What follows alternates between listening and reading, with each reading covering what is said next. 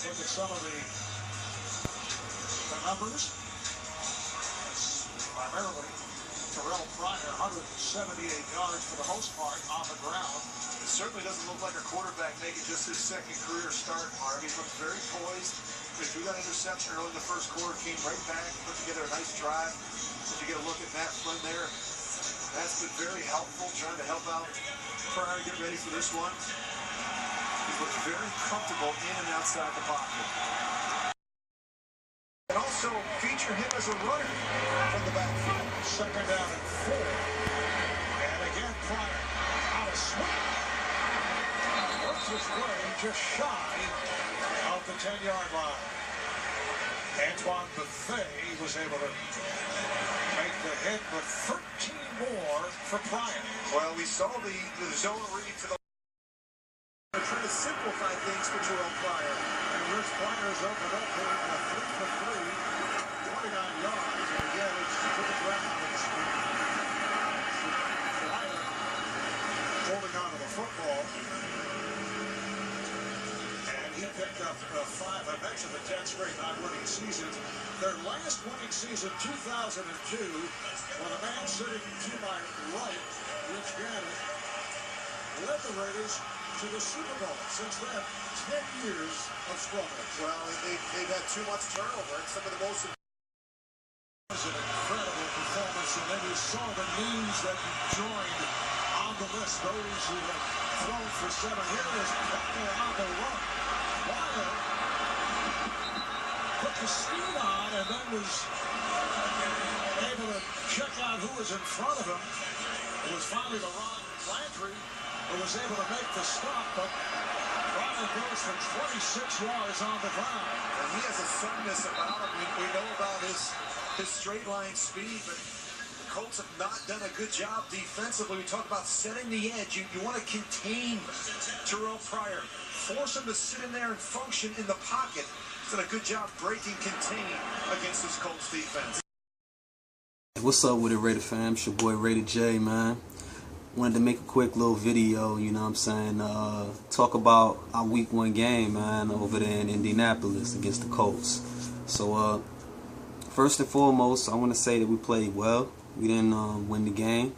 But at the end of the day, man, you know, we're trying to figure out where these pieces are going to fit. So I got to tip my hat off to them for being in there, almost winning that game.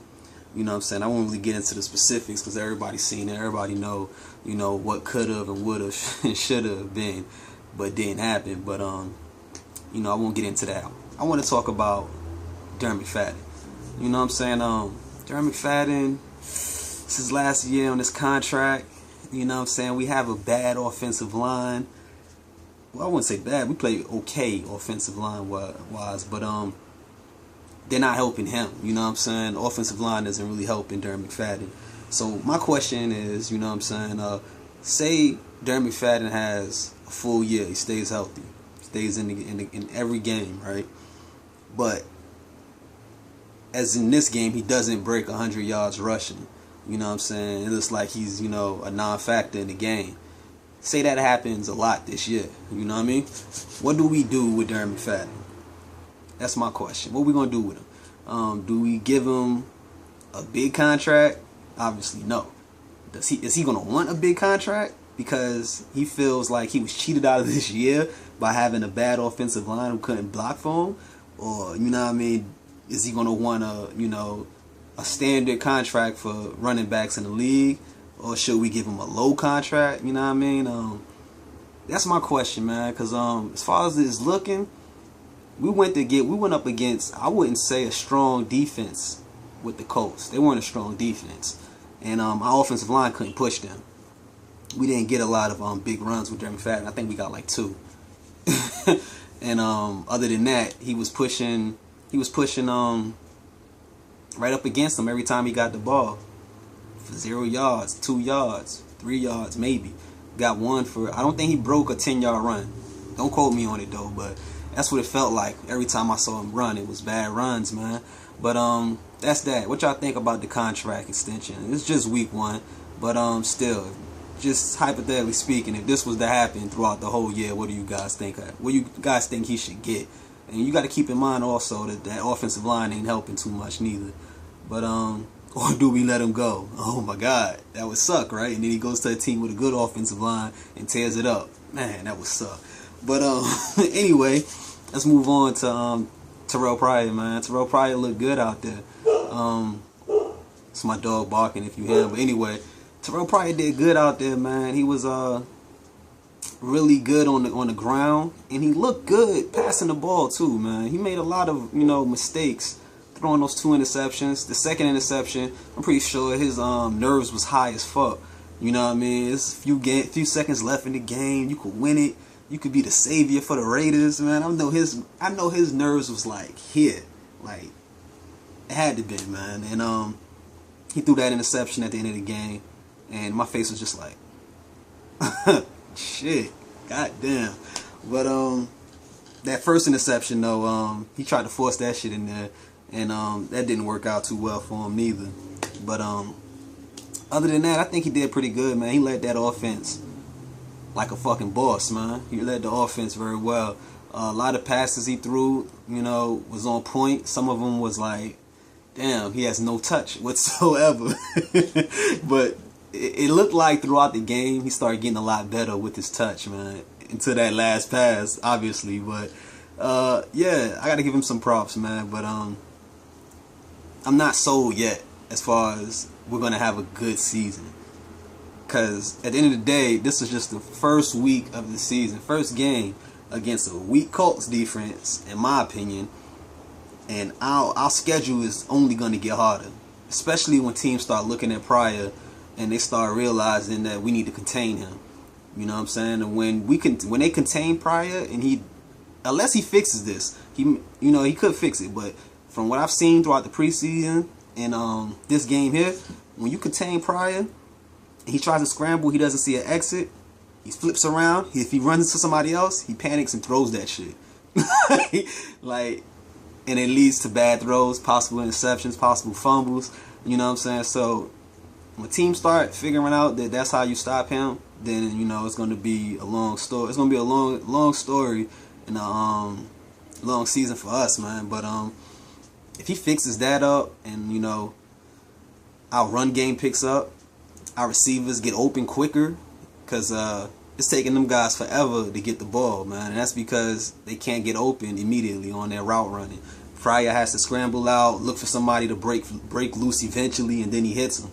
But other than that, a lot of our passes are coming off of slants. A lot of our quick passes coming off of a quick slant, man.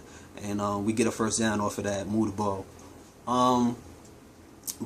Yeah, man. Hopefully, once we beat Jacksonville, I think we're gonna beat them, and we're going to see Denver after that. That's gonna be a test for us, man. I hope we win. You know what I'm saying? And if we lose, I hope it's not a huge loss. I hope it's a close loss. But the way Peyton Manning played a few days ago, it's gonna be a tough one, man. But I just got a feeling that we're gonna put some good defense on them, and we're gonna touch them boys up pretty good, man. It's not gonna be a walk in the park. Just like the Colts found out yesterday, it wasn't a walk in the park. I think Denver will find out the same thing, man. But it's gonna be a tough one. Period. Let's see our wide receivers, man. I think they did alright. Moore dropped a couple passes. Streeter was looking like a fucking beast as usual. I didn't hear too much about Bryce Butler, but and our tight ends, they did good too. It was that one play with the one tight end, I can't remember his fucking name, but he broke like wide the fuck open. Terrell Pryor hit him out there wide open. He threw the way he threw the ball, it was like he threw it and didn't want to fuck up. So he threw it right where he was at instead of kind of leading him. I don't know if that was intentionally done or if he just could have done better with that pass and led him downfield. But he caught that shit and got ran down by one of the Colts safeties or some shit.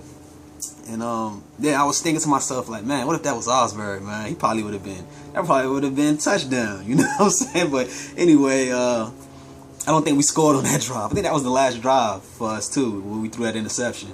But Yeah, I was like, shit, man, what if that was Osbury? Somebody, you know, a little bit faster. That would have been a fucking touchdown. But anyway, the tight ends did well, man. The defense, yo, our defense surprised me. They did good against, you know, Andrew Luck and the Colts, man. You know, they had a lot of good wide receivers on that team, man. Wayne, fucking DHB.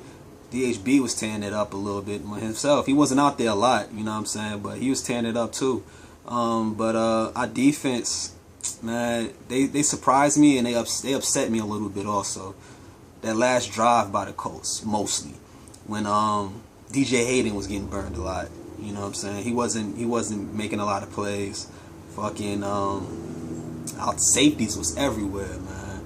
Woodson was fucking everywhere. Goddamn. What's your boy now? I can't remember his name right now, but yeah, the safeties was fucking everywhere, man. Goddamn cornerbacks, Porter kind of let me down in the beginning.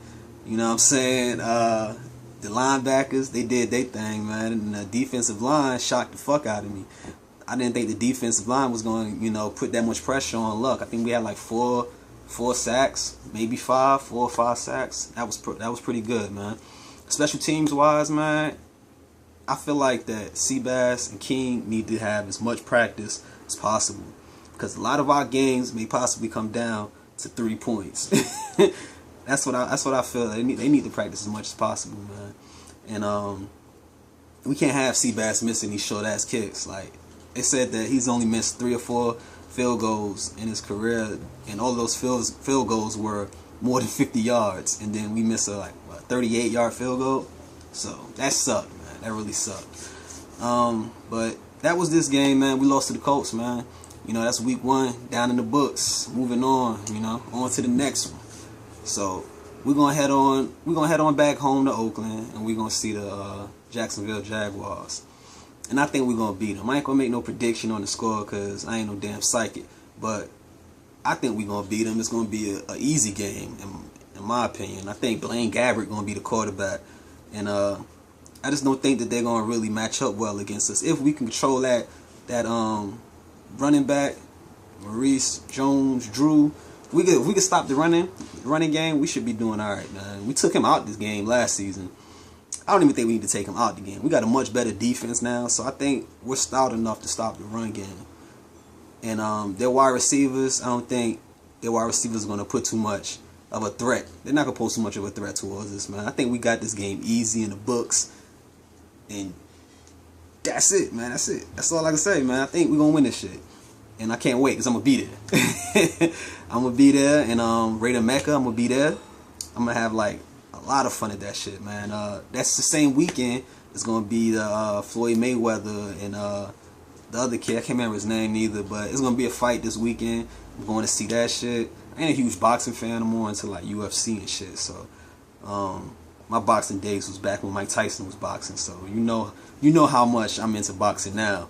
If my boxing days was back when Mike Tyson was out there. So fuck all that shit. I'm just going just to see it. It's going to be a good fight, baby. I'm looking forward to that. I'm looking forward to a good fight in the boxing ring. And then I'm looking forward to a good fight on the football field with the motherfucking Raiders, baby. So that's that, man. I see y'all in Oakland, man. Hopefully I see some of y'all at the game or something, man. If not, y'all watching from TV, from wherever y'all from, man. You know, support us, man. Support the team, baby. Represent, man. Even if we lose, y'all better go out that motherfucker. Go out in the streets and scream, Raiders. Just represent, man. Anyway, that's that, man. I hope y'all enjoyed those clips I uploaded earlier. You know, that was oh yeah, I made to speak about that shit. I thought it was kind of funny. They tried to intimidate Terrell Pryor, right? Didn't know this motherfucker was strong as shit. And old boy, what's his name? Landry, whatever his name is. I think it was Landry. Talking hella shit to Terrell Pryor. And then he gets stiff arm and spins around like a spin top. That shit was fucking hilarious, yo. And later on in the game, I didn't record it, but later on in the game, he patted Terrell Pryor on the head. You know what I mean? I kind of showing him like a little bit of respect, man. I was like, yeah, he deserved that shit after how he spin topped your ass with that stiff arm, man. But anyway, I hope y'all like that shit, man. That shit was pretty funny to me. Stay up, man. Just win, baby. Peace.